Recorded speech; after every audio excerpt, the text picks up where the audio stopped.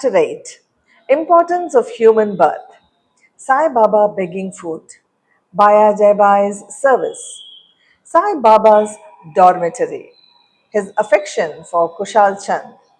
As hinted in the last chapter, Hemant Pant now explains at length in his preliminary remarks on the importance of human birth and then proceeds to relate how Sai Baba begged his food, how Bayaje Bai served him, how he slept in the masjid with Tatyakote Patel and Halaspati, and how he loved Kushal Chand of Rahata.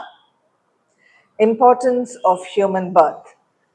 In this wonderful universe, God has created billions of creatures or beings, including gods, demigods, insects, beasts, and men.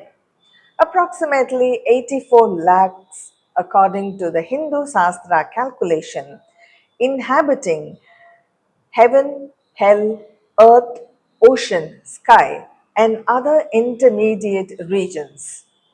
Of these, those creatures or souls whose merits preponderate go to heaven and live there till they enjoy the fruits of their actions. When this is done, they are cast down, while souls whose sins or demerits preponderate go down to hell and suffer the consequences of their misdeeds for so long a time as they deserve. When their merits and demerits balance each other, they are born on earth as human beings and are given a chance to work out their salvation. Ultimately, when their merits and demerits both drop and are got rid of completely, they get their deliverance and become free. To put the matter in a nutshell, souls get their births or transmigrations according to their deeds and intelligence, development of their minds. Special value of human body. As we all know, four things are common to all the creatures, that is, food, sleep, fear, and sexual union. In the case of man, he is endowed with a special faculty, that is, knowledge, with the help of which he can attain God vision, which is impossible in any other birth. It is for this reasons that gods envy man's fortune and aspire to be born as men on earth so as to get their final deliverance. Some say that there is nothing worse than the human body, which is full of filth, mucus, phlegm, and dirt, which is subject to decay, disease, and death. This is no doubt true to a certain extent. But in spite of these drawbacks and defects, the special value of human body is that man has got the capacity to acquire knowledge. It is only due to human knowledge that one can think of the perishable and transitory nature of the body itself and of the world and get a disgust for these sense enjoyments and can discriminate between the unreal and real and thus attain God vision. So, if we reject or neglect the body because it is filthy, we lose the chance of God vision. And if we fondle it and run after sense enjoyments because it is precious, we go to hell.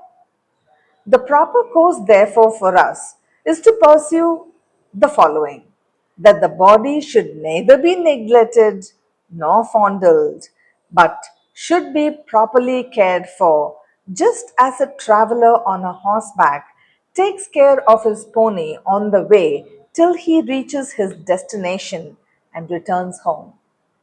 Thus, the body should ever be used or engaged to God vision or self realization, which is the supreme end of life. It is said, though, God creates various sorts of creatures. He was not satisfied, for none of them was able to know and appreciate his work. So, he had to create a special being, man, and endow him with a special faculty called knowledge. And when he saw that man was able to appreciate his Leela, marvelous work and intelligence, he was highly pleased and satisfied. Mentioned in Bhagavat 11:9-28.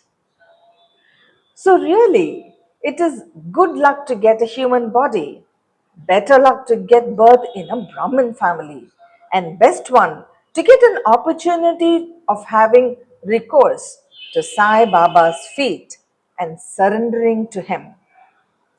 Man's endeavor. Realizing how precious the human life is and knowing that death is certain may snatch us at any time. We should ever be alert to achieve the object of our life. We should not make the least delay but make every possible haste to gain our object. Just as a widower is most anxious to get himself married to a new bride, or just as a king leaves no stone unturned to seek his lost son, so with all earnestness and speed, we should strive to attain our end, that is, self realization, casting aside sloth and laziness, warding off drowsiness. We should day and night meditate on the self. If we fail to do this, we reduce ourselves to the level of beasts. How to proceed? The most effective and speedy way to gain our object is to approach a worthy saint or sage, Sadguru, who has himself attained God vision. What cannot be achieved by hearing religious lectures and study of religious works is easily obtained in the company of such worthy souls.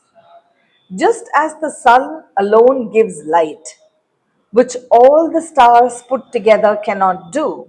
So, the Satguru alone imparts spiritual wisdom, which all the sacred books and sermons cannot infuse. His movements and simple talks give us silent advice. The virtues of forgiveness, calmness, disinterestedness, charity, benevolence, control of mind and body, egolessness, etc., are observed by the disciples as they are being practiced in such pure and holy company. This enlightens their minds and lifts them up spiritually. Sai Baba was such a sage or Sadguru. Though he acted as a fakir, mendicant, he was always engrossed in the self. He always loved all beings in whom he saw God or divinity. By pleasures, he was not elated. He was not depressed by misfortunes. A king and a pauper were the same to him.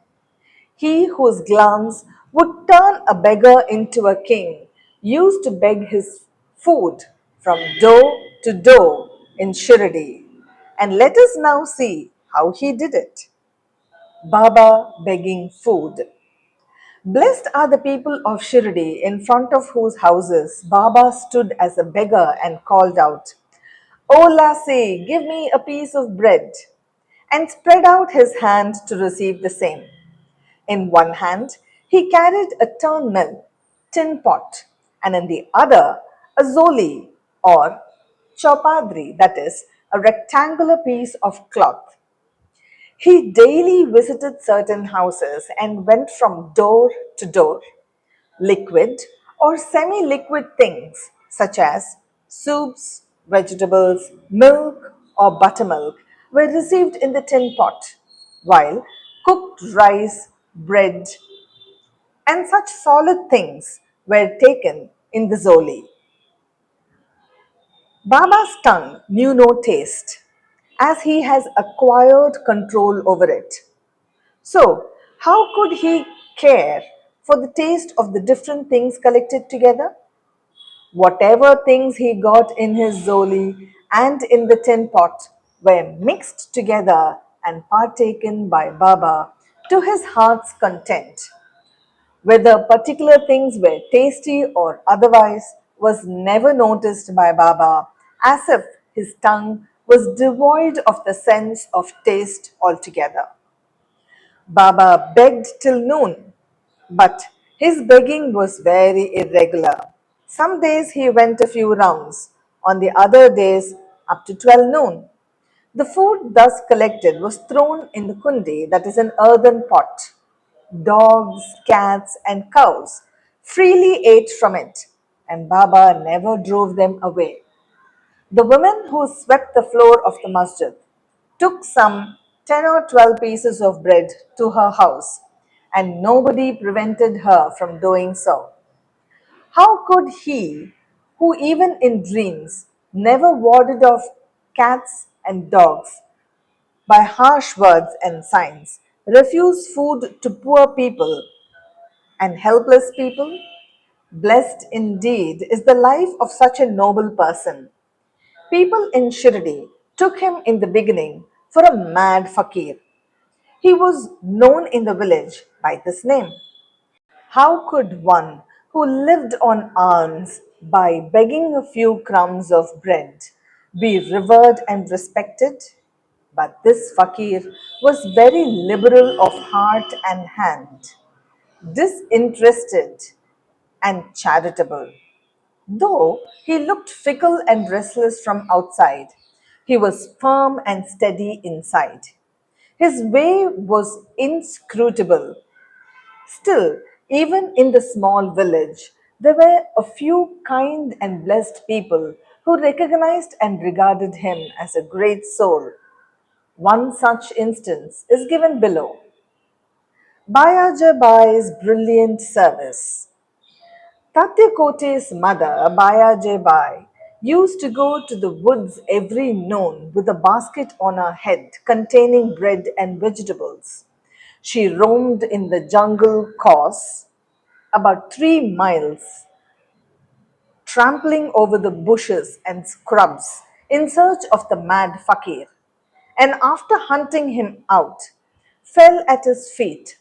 The fakir sat calm and motionless in meditation, while she placed a leaf before him, spread the eatables, bread, vegetables, etc., thereon, and fed him forcibly. Wonderful was her faith and service. Every day she roamed at noon in the jungles and forced Baba to partake of lunch. Her service, upasana or penance, by whatever name we call it, it was never forgotten by Baba till his Mahasamadhi. Remembering fully what service she rendered, Baba benefited her son magnificently. Both the son and mother had great faith in the fakir, who was their god. Baba often said to them that fakir, mendicancy, was the real lordship, as it was everlasting, and the so called lordship, riches, was transient. After some years, Baba left off going into the woods, began to live in the village, and take his food in the masjid. From that time, Bayaji Bai's trouble of roaming in the jungles ended. Dormitory of Trio. Even blessed are the saints in whose heart Lord Vasudeva dwells, and fortunate indeed are the devotees who get the benefit of the company of such saints.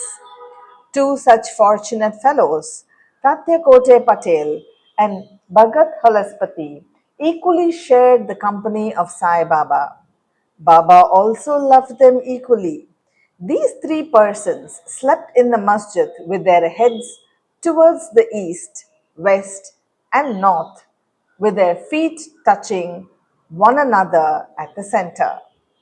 Stretching their beds, they lay on them, chit chatting and gossiping about many things till late at night. After any one of them showed any signs of sleep, the others would wake him up. For instance, if Tatya began to snore, Baba at once got up and shook him from side to side and pressed his head. If it was Halaspati, he hugged him close, stroked his leg, and knit his back.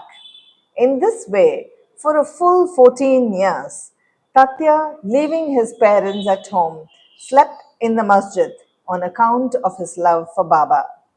How happy and never to be forgotten were those days. How to measure that love and how to value the grace of Baba. After the passing away of his father, Tatya took charge of the household affairs and began to sleep at home. Kushal Chand of Rahata. Baba loved Ganpat Kote Patel of Shirdi. He equally loved Chandra Banshet Marwadi of Rahata. After the demise of the Seth, Baba loved his nephew Kushal Chand equally or perhaps more and watched his welfare day and night. Sometimes in a bullock cart, at another times in a tanga with intimate friends, Baba went to Rahata. People of the village came out with band and music and received Baba at the ways or gates of the village and prostrated before him. Then he was taken into the village with great pomp and ceremony. Kushal Chand took Baba to his house, seated him on a comfortable seat, and gave him a good lunch. Then they talked freely and merrily for some time, after which Baba returned to Shirdi, giving delight and blessings to all. Shirdi is midway between equidistant from Rahata on one end south and Nimgaon on the other north. Baba never went beyond these places during his lifetime. He never saw any railway train or travelled by it. Still, he knew exactly the timings of the arrival and departure of all trains. Devotees who acted according to Baba's instructions at their departure, which were given by him at the time of taking his leave, fared well. Those who disregarded them suffered many a mishap and accident. More about this and other matters will be told in the next chapter. Bow to Sri Sai. Peace be to all.